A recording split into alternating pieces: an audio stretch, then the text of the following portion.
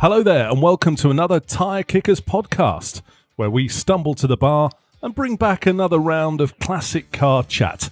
My name is Matt. And I'm Max. Coming up in this episode, the big question. Not who are we and why do we exist, but what exactly is a classic car? Also up on the ramp this time, ahead of our Silver Shadow special, we rolls up our sleeves and ask if the Shadow is the perfect classic. Plus more tyre kicking at the auctions and your comments and corrections. So unfold the paper map and pull on your driving gloves as we wind our way through episode 15 of the Tyre Kickers. So we're back. It's August. Classic car season is in full flow. And it's great to see lots of shows on, lots of old classics driving around as well. And not too many broken down or overheating, thankfully. Are you keeping your cool, Max? Always air-cooled, remember, air-cooled. I don't overheat, I just break down, which obviously when you're at the side of the road, it doesn't make any difference, you're still stuck, but don't overheat in general. Yeah, it's been lovely. Pretty quiet on the auction season, though, I've noticed. But I did spot a real rarity. I wanted to show this to you. It's coming up in the Anglia car auction sale on the 24th and the 25th of August. This is so rare, I've never seen one of these. Okay. It's a 1947 Bentley Mark IV Estate. So it's a Mark IV chassis that's been turned into the most gorgeous looking estate. It's only £5,000 to £7,000. It's obviously a bit knackered.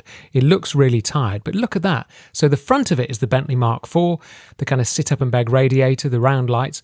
Then the back of it is a kind of, well, I suppose it's a Morris Minor Traveller shooting brake bit stuck on the back, but a bit bigger. But such a cool car. It's got a great history to it. I think that's fantastic. Just looking at it now, didn't we do hearses on the last episode? It's very hearse-like. It's got a great line in the description. During the long hot summer of 1976, the door panels warped and never went back fully flat. So to describe this to the listeners, it's essentially like a very posh Morris Minor Traveller. Is what essentially it is. Obviously it's a Bentley, it's a classy old Bentley, but it's got that kind of wood trim surround, and it does look a little bit hearse-like. 5,000 to 7,000. Yeah. Is it floating your boat then? Is this why he's showing it to me? I think it's really, if you went to pick somebody up from the station, that's the coolest car. I'm guessing if you were starring in a kind of like a post-Second World War Downton Abbey, that's the car you'd have on a shooting party. I mean, it is just, and not Prince Andrew one, by the way, it is just a really cool car. And I've never seen one. I think that's the most original kind of like traveller-style body I've ever seen. And the fact that the doors warped in 76 and they just kept them going is fantastic. Yeah, there are definitely some oddities coming out of the auctions and some prices all over the place still.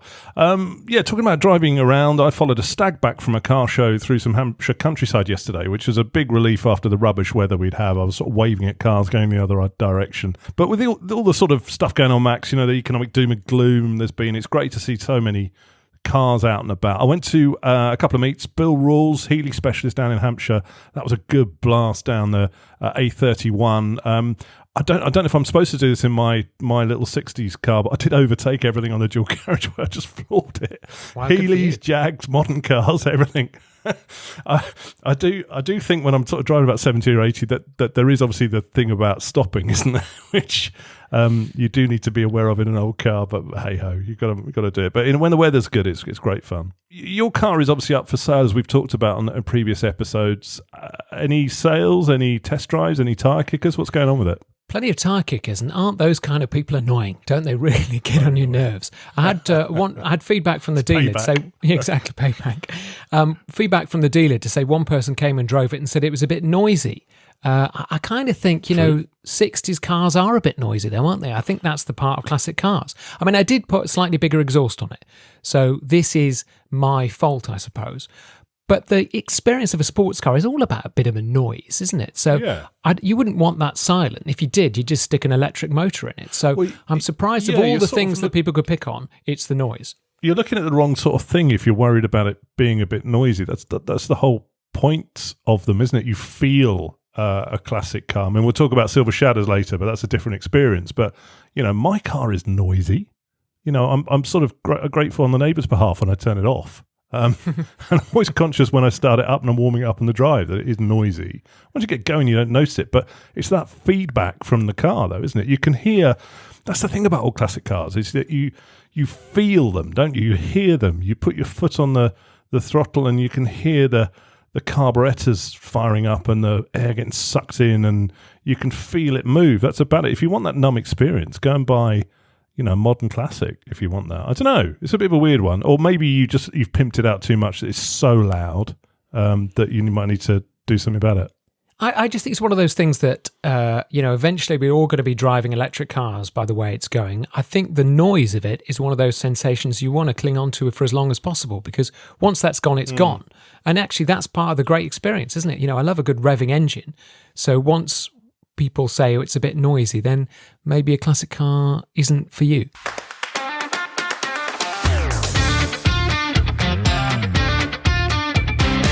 Well, still to come, we'll get your reactions to the last episode and your comments and corrections as well. But first, here's something, Max, that's come out of the blue.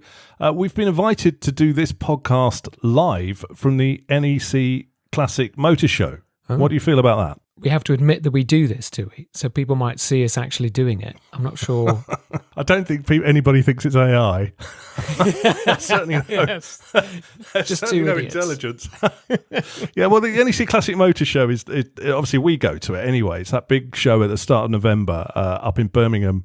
And they're doing, because it's their 40th anniversary, they're going to do this sort of new podcast lounge. And they want us to do a slot in there for an hour.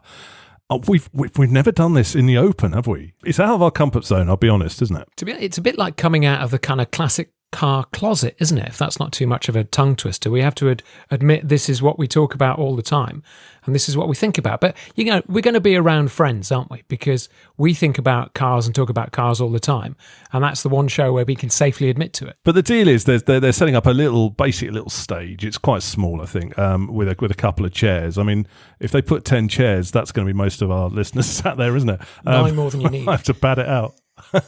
But it should be all right. It's going to be quite intimate, I think, and you can come and watch us doing our thing. I'm not quite sure when we're going to do it, but would you pay to come and see us, Max? Definitely not. Now, we're going to be there for one day. I'm not quite sure which day yet, but we'll let you know as soon as we get closer. We'll also have some tickets to give away to the show and a discount code to get in if you need one of those, which you would because it saves you money. Should be great fun. It's a big show this year. It's the 40th anniversary, 330 clubs, 350 plus traders, and over 3,000 cars to look at, plus now 2 idiots bumbling around. Keep listening to the podcast. As Max says, we'll have some tickets to give away. We'll have a discount code to get you in on the cheap anyway. So it should be a good thing. It's all to come, and we'll give you details as we get nearer to November. Now, I love wafty luxury barges, the kind of car you can drive with one hand while sitting in a big leather armchair. So I'm thinking Rover P5s, Jaguar XJs, maybe a big Merc 450 SEL 6.9, or the ultimate waftmobile, and I've mentioned this before, the Rolls-Royce Silver Shadow. Here we go again. Now, you've been banging on about these for years, and I'd never driven one until very recently. I think what you've done is some sort of NLP style cult brainwashing thing. Mind control. Because exactly that, because you've been talking about Silver Shadows for a while now, and so much so you've sort of turned me on to them, and now I've driven none and I want one. It's so much so we're going to do a Shadow special bonus episode soon. It's going to come hopefully in the next couple of weeks. So in the name of research, I've been to drive one, and it was a bit of a revelation. Now, you went to Frank Dale and Stepsons. Talk about starting at the top. They are the very best of specialists. I was looking at their stock list earlier, and there's Sedanka DeVille's, Series 1 and 2 Bentley Continentals. These are the 50s and 60s ones, not the modern stuff. A gorgeous Continental Fastback, and probably the loveliest Series 3 Silver Cloud Dropout I have ever seen. Former owner, one Peter Sellers. Look, this is on your screen now. Isn't that the classiest car possibly ever? That is a beauty. To describe it, it's a dark blue with over sort of light cream, not dark cream, so almost like tanny kind of interior. But it's got the most gorgeous front lights. It's got the stacked rear lights. It's in beautiful blue. It had Peter Sellers as an owner. Britt Eklund was in it. I think that's the classiest car. I'll put a picture of that up on Instagram, actually, so you can see it. It's just so cool. Possibly the coolest car ever. Possibly too classy for you as well. But how much are we talking for this? Do we want to have a go and look at the price? That's all just going to be a bit depressing. Oh dear, I've just looked at it. Have you found it? I can't find it. Where is it? Yes. 295,000. That one. I mean, this is class. This car. Just go and have a look at it. It's absolutely amazing. If you've got a spare 300,000, it's definitely worth a look. But hey, Max, you've kind of started. You've started at the top because you've gone for a big one there. But we are the tire kickers. We generally start at the bottom of the pile. Shadows can be had for a few thousand. Which will be the point of our bonus episode, is that, how cheap you can get into a shadow now and whether it's a gamble or not. So I broke my duck and I drove one. I've been to Frankdale and we've done a special. As I say, it's coming out very shortly. But the opportunity came to drive one. And what did you think? This is the big question. Okay, I've been banging on and on and on about Silver Shadows, both on this podcast and to you off the podcast. Finally, you've driven one. Was it as good as I say? Yeah. I think it's different to what you expect it. So you've got some expectations when you come to a Rolls Royce. You think it's going to be very barge-like. You think it's going to be very wafty, all that sort of stuff. So that's true. It's just really serene. I know that sounds really obvious, but it's just quite zen. Within a couple of minutes, you just relax into driving this car, and you forget the size of it, and you forget what you're in. You just feel really relaxed. So I think it's a very unique car, and I was trying to A/B it in my head against a big Mercedes, and I just thought, do you know what, this is nicer than a big Mercedes. It's, the big Mercedes is a similar sort of experience, but you just get so much more on this, and it's just part of our history, isn't it? The Silver Shadows, the Rolls Royce. There's something about it. It's very, very British, obviously. Well, I think it's part of that snob value that the Brits always have, isn't it? Because you're driving something a cut above. It's that social strata, I think, about the Rolls. And so you sit in there and you automatically think, this is a bit of an event. And then you realise, actually, I can't drive a Silver Shadow how I'd normally drive a car. The Shadow is dictating to me how I'm going to have this journey. And it's very relaxed. It's very laid back. You can't rush. You just take it very gently. You're very cool.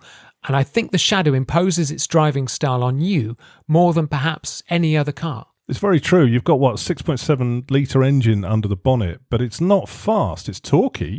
You put your foot down and the car moves, but it's not doing anything in too much of a hurry. Apparently, if you do floor it, I didn't like to floor it, but apparently if you do, it does pick up. But it's not about that. It's just about the journey.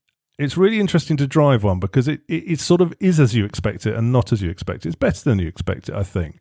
But interesting you say about the cachet of one. Let's look at this one now, because this is what we're going to talk about in the bonus episode. It's like you can get into a Shadow for 10 grand. This is a 1971 that's currently on the market. It's 9,500. See, this is a prime example of the Silver Shadow. It's the Silver Shadow 1, so they made quite a lot of these. I think they made 16,000. So there's quite a few around.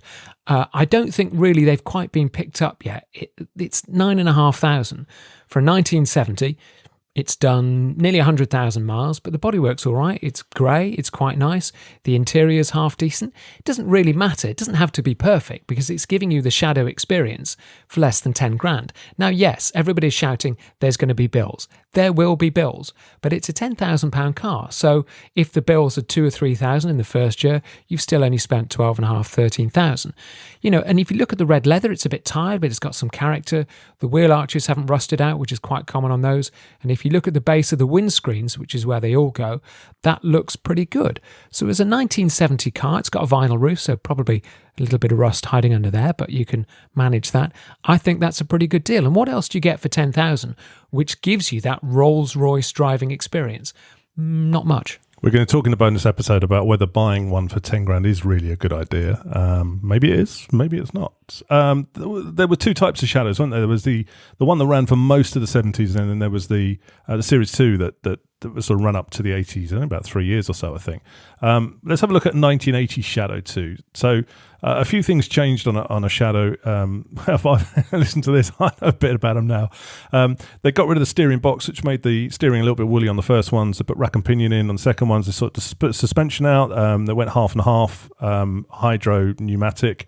And they improved a couple of bits, but it got rubber bumpers. That was the downside of it, and the styling wasn't quite as classic. This 1980 one we're looking at, though, is a bit more money, Max, isn't it? They do start from 10 grand and you can pay a little bit more, but do you think this is worth the money? Do you want to talk us through this one? Well, I think the Shadow 2s, I mean, they are a much better drive. Most of them, in fact, all of them have aircon, which some of the Shadow 1s didn't. And this has got 60,000 miles on it with a good service history. So the history is key in Shadows because if they've been looked after, they'll probably look after you. And I think the Shadow 2 is a bit more, if you want to drive a bit further, a Shadow 2 is a more rewarding drive. It's got a bit more accurate steering, as you were saying. It's a bit more modern, so it's less likely to go wrong. And I just think it's. I know it's rubber bumpered, but I almost think the Shadow 2 is a slightly cleaner style than the Shadow 1. Yeah, there's for and against. I mean, I think if you see the Shadow 1 in the flesh, it does look, there's something very 60s feeling about it. It's obviously a 60s design that kind of rolled into the 70s, but it in the flesh it's very, very, very clean. I mean, there's for and against for both of them, and I think, as you say, this is probably, I've not driven obviously the Series 2, but by all accounts it is a little bit of a sharper drive, even though it's still going to feel quite boat-like. The first one, the Series 1, is very boat-like. That was my experience of it, but loved it all the same. I think there's no such thing as a wrong Shadow. The Shadow 1 and the Shadow 2, they do the same thing, just slightly differently. And there's no bad decisions. The 2s are a bit more expensive because there's fewer of them and they're a bit more modern, so they're a bit more sought after, I suppose. But there's plenty of 1s around. And there's no such thing as a bad Shadow. There's a rough one, which is going to cost you a fortune, but there's no bad model. And that's why I think it's so good about them. You know, if you go for the Shadow 1, Shadow 2, you could go for the Corniche. They're all great cars and fundamentally the same car, but with that great Shadow experience, which, you know, I can't think of another car really that gives you that. The Jaguar XJ is a nice waft, but you don't get the same feeling. You feel a bit Arthur Daly in it. The Rover P5, I mean, that's a bit antiquated now, isn't it? And that's not as smooth as a Shadow. So this is giving you a pretty unique experience. And I do think these are going to go up in price quite quickly because people are starting to cotton onto them now. They're not as naff as they used to be. They're not the wedding chariots. I think the Shadows are quite a cool car and people are starting to realise it because they come into their own. It's a great experience and it's a great laugh. You know, if you take people in a Shadow, you're going to have a good time because it's fun and everybody recognises being in a Rolls Royce. It's an event. It's not just a trip to Tesco's. It's an event to a supermarket. Yeah, well, let's not give too much away, Max, because there is a bonus episode coming. How much to run a Rolls? That's what we'll be asking. If you are listening to us on things like Apple Podcasts, hit subscribe now because you'll get a notification when that comes up. Hopefully in the next couple of weeks. It'll be worth a listen.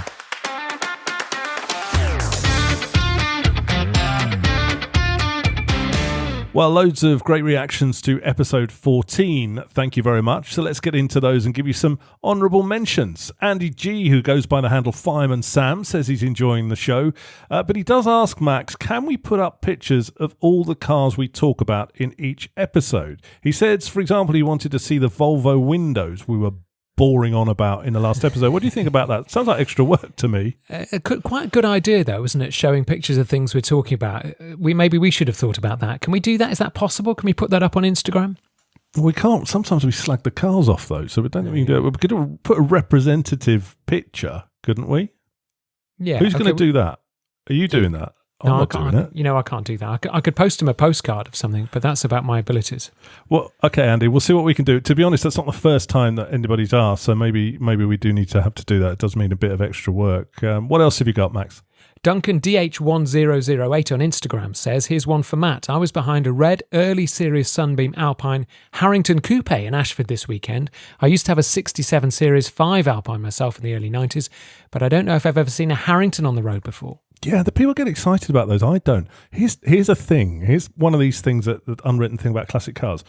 You know when you own a classic car and you don't get that excited about the other ones that are the same? Is it just me? Yeah, that's you. You're sad. Get excited. Well, no. But I don't, you know, it's like I've got a Sunbeam Alpine, but I don't really get excited about any other Sunbeams or any other Roots cars. I just like the one that I've got. And I like seeing the other ones that are the same, exactly the same, but I don't buy into the whole family thing of it. Is that just me? No, I definitely do. I love to see other Porsche 912s and look at what other people have done with them, mirrors, correct sun visors, that kind of stuff. You need to get into it. You'd love it. Yeah. But you don't get excited about your Beetles, do you?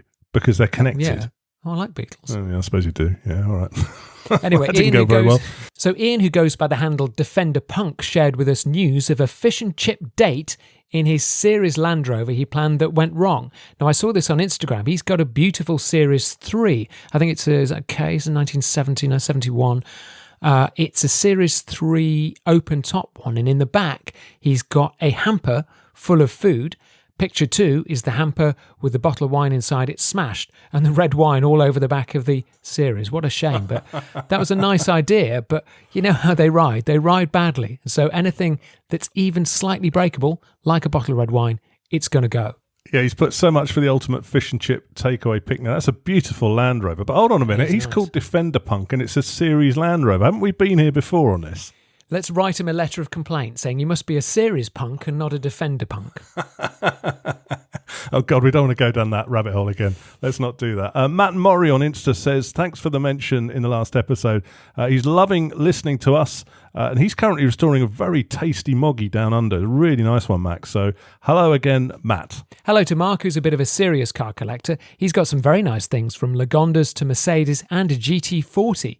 He contacted us to say he enjoys listening to the podcast while driving to see his daughter in Leeds. Says us blathering on makes the awful M1 less painful. I share your pain. From Nottingham to Leeds, it's just 50 miles an hour at the moment. It is such a nightmare. Those bloody motorways, if they're not taking the hard shoulder away, they're just digging them up. And you don't want to get stuck in traffic all without a hard shoulder. It's an absolute nightmare. But if you are enjoying this while you're staring at traffic cones or swearing at roadworks, we're with you in spirit. Drop us a line to let us know where you've been, what traffic jam you've been stuck in and what you've seen, especially if you spot any classic cars on the motorway. The best way to leave a comment is on one of our posts on Instagram or Facebook. We're at the Tyre Kickers on Instagram and the Tyre Kickers, 3 separate words, on Facebook. And if you're an Apple fanboy or girl and you listen to this on Apple Podcasts, please do us a favour, leave a nice review. It helps others spot the show and work out that we're not complete Muppets. Sorry, I added not then, that we are complete Muppets.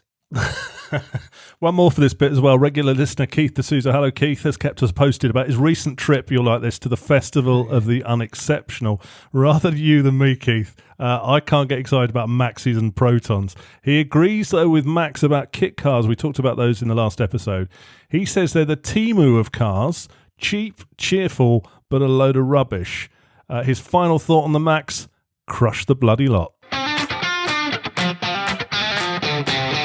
So, the big question on everyone's lips is always, what is a classic car? No, there's no debate, Max. There is an answer. It has to look pretty. And okay, think of these. Aston DB5, Jag E-Type, Austin Healey, big old Merc Saloon from the 60s, my Sunbeam Alpine, TR6, Here we go. Triumph Stag, all pretty. And you know why? Chrome bumpers. Nah, you can't just limit it to that. You're so trapped in the past. The chrome bumper police turning away great cars like a classic car bouncer. I think classic cars could be modern, old, vintage saloons, trucks, 4x4s. My definition is anything interesting. Anything goes if it's interesting. And you're totally wrong. Look, there's some definitions. Classic car insurance starts at 15 years old and a car's got to be worth about 15,000 more. The same as the taxman. That's what the taxman says as well. There are lots of definitions, though. Vintage cars are pre-1930s, 1980 to 2000 are what's called modern classics, and cars more than 40 years old don't need an MOT. So, look, how about that? Anything that doesn't need an MOT, doesn't need tax, probably got a chrome bumper, classic car, end of debate. No, but that's just like a handful of cars, isn't it? And there's so much out there which is more interesting. You really are missing so much. I think a classic car should be pretty much anybody. If you decide it's a classic car.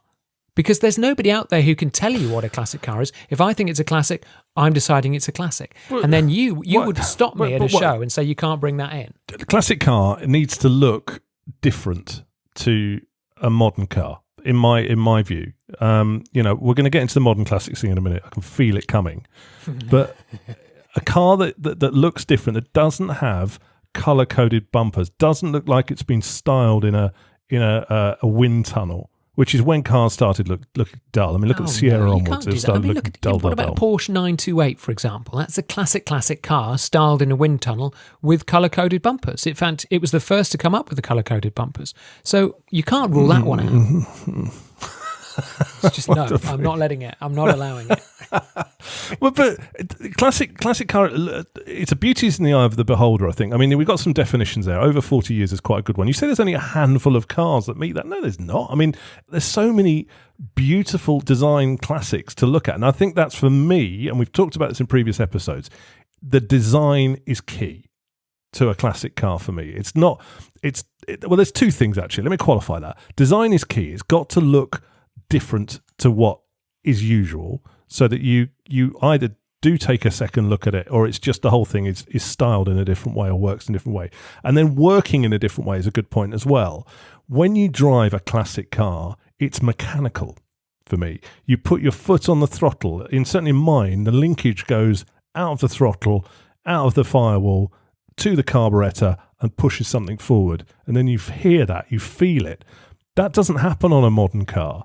You know, it's a sensory experience. And I think a classic car, if we're trying to simplify it in a nutshell, you know, we'll try lots of different things while we talk here. But to me, it's when you turn around and look at and go, wow, that's different. It's pretty. A classic car has got to look pretty. I'm not interested in ones that look dull.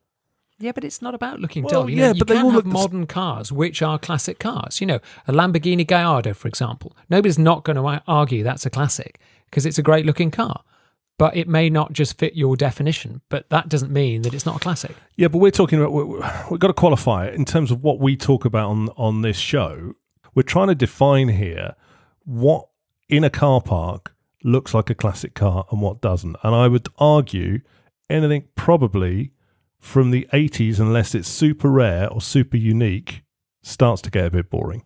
Oh, no. I mean, I tell you what, I'm going to give you some examples which I think are going to prove my case, because you can't just write off, you know, anything post 1984, 1986 isn't a classic, because there's no, I'm some not. great stories. I'm not completely writing it off. I'm not completely writing it off. What I'm saying is that it's got to work harder from the 80s onwards to be a classic car. You know, I mean, I think we're looking at, you know, we've talked about some previous episodes, fast forwards and stuff have been collectible. But then during the 90s, it's like a bit of an oasis of nice looking cars. The design was awful in the 90s. Au contraire, Matthew. I mean, you're very wrong here. Basically, you're just trapping some cars in aspect when I'm thinking you're ignoring certain interesting cars from the 90s, the 2000s. Now, here's a one on your screen, which I think is a great modern classic car, story, design, execution, driving experience, cheap.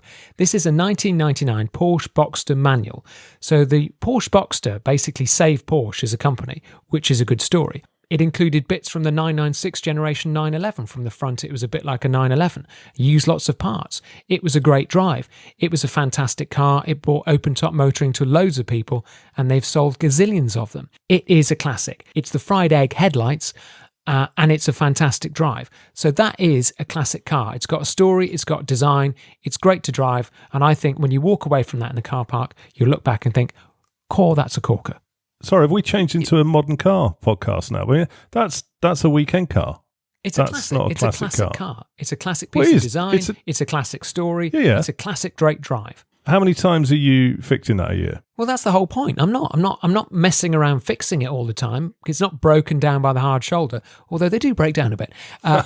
You're actually driving that. The top's down. You're having fun. You're clipping an apex. You're going flat out, second gear, roundabout corners. It's great. You're actually having fun. You're not just constantly worrying, like you are, for example, that every noise from the car is going to start the next breakdown. The only thing you're going to do with that car is park it at a show and talk to someone boring about an IMS bearing.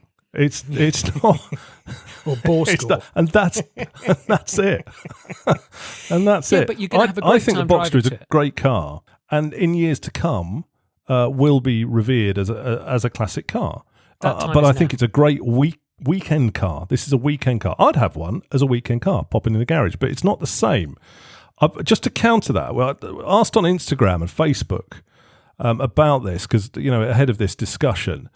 And Chris, who listens, says a classic car is one where you carry a toolkit and some spares in the boot.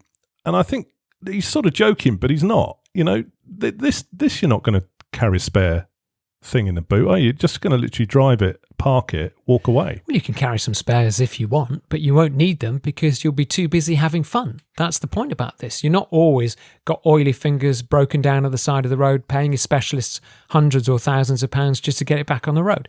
You're using your time to drive it and having a really good driving experience.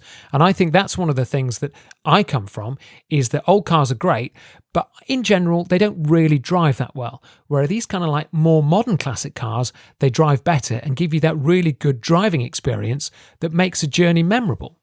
I think you've never heard this said before, but I think you're ahead of your time. Come back in 20 years and these might be classics. Listen, we've had some it will be. Especially as you've been lying about your age for so many years.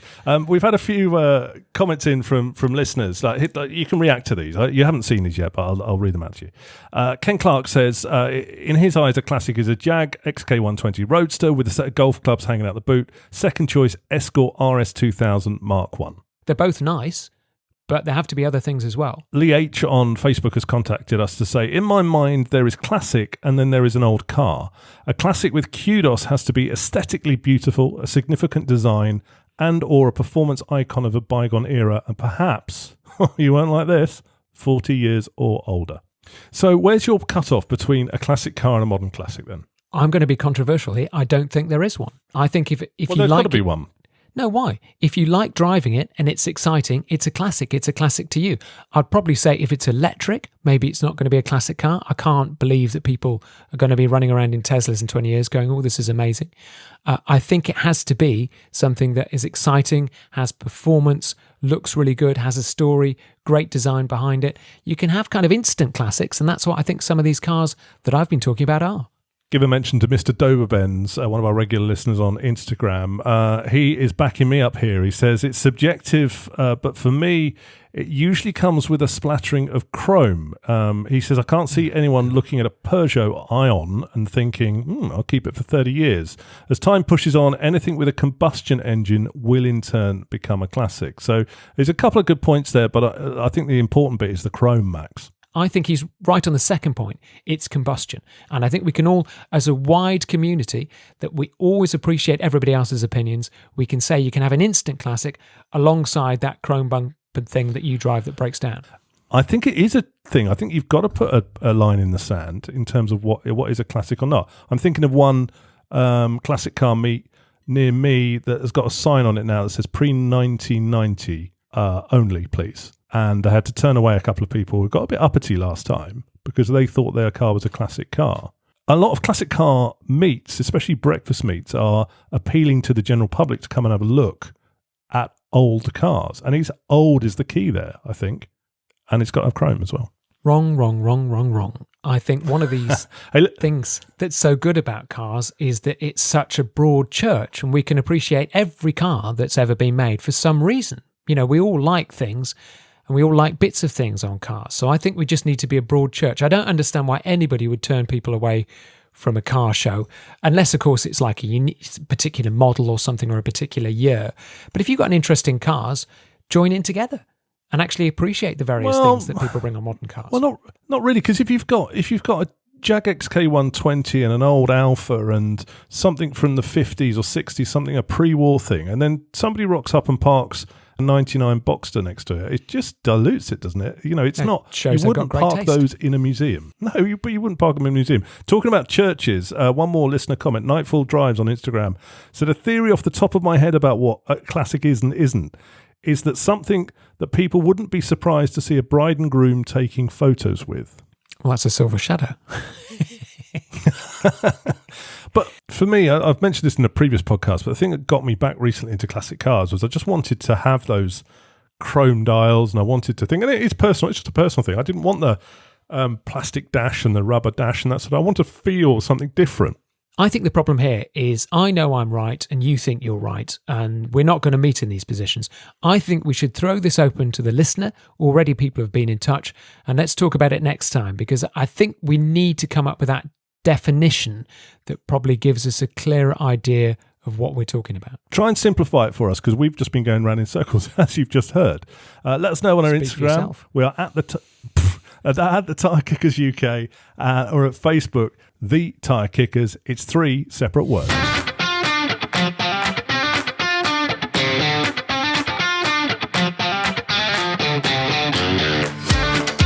So that's it for another episode of The Tyre Kickers. Here's the standard health warning after listening to this. You've just wasted 40 minutes of your life, which you'll never get back.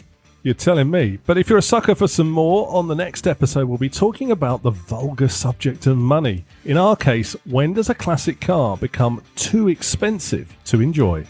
And keep your eyes peeled for our bonus episode, How Much to Run a Rolls. It's coming in the next couple of weeks. But in the meantime, thank you very much for listening and well done for getting through it. And see you on the next episode of The Tyre Kickers. Bye.